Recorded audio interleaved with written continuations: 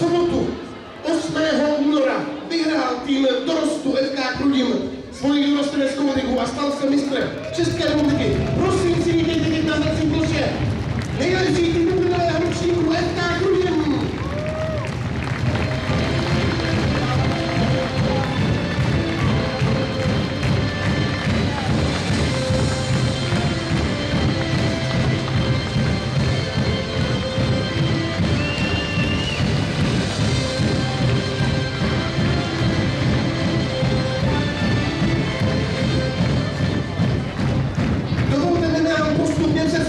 Všechny dorostence a mistry České republiky.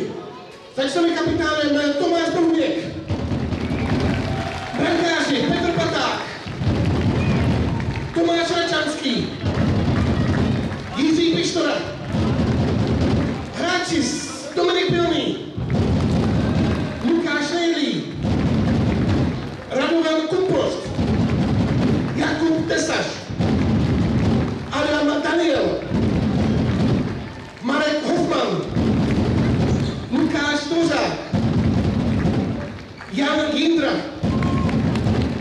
Tomáš Kaška a Jan Štvedák. Dovolte mi ještě zmínit i ty, kteří se nemohli dostavit na dnešní vyhlašování. Těmi jsou brankář Krištof Ondrušek a hráč Jakub Slavíček.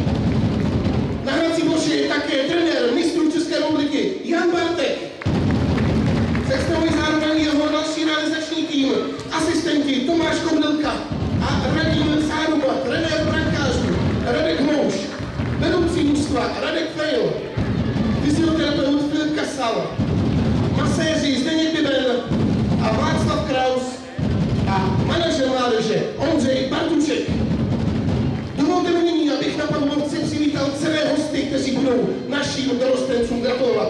Jsou jimi český sekretář FK Chrudim Jan Ceral, sportovní ředitel FK Chrudim Petr Horák, sekretář FK Chrudim Tomáš Hamsa a manažer mládeže FK Chrudim Ondřej Bartušek.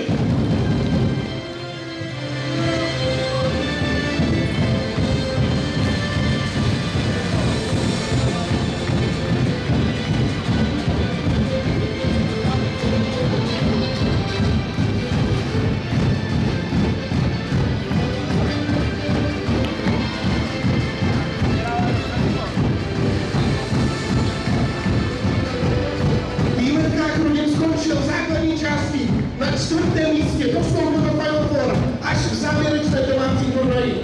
Ve finále ale předvedl velkolepé výsledky. Nejprve se do finále vyřadil SK Interval Plzeň výsledky 2-1 a poté ve finále inkasoval a porazil Orel Řečkovice poměrem 2-0.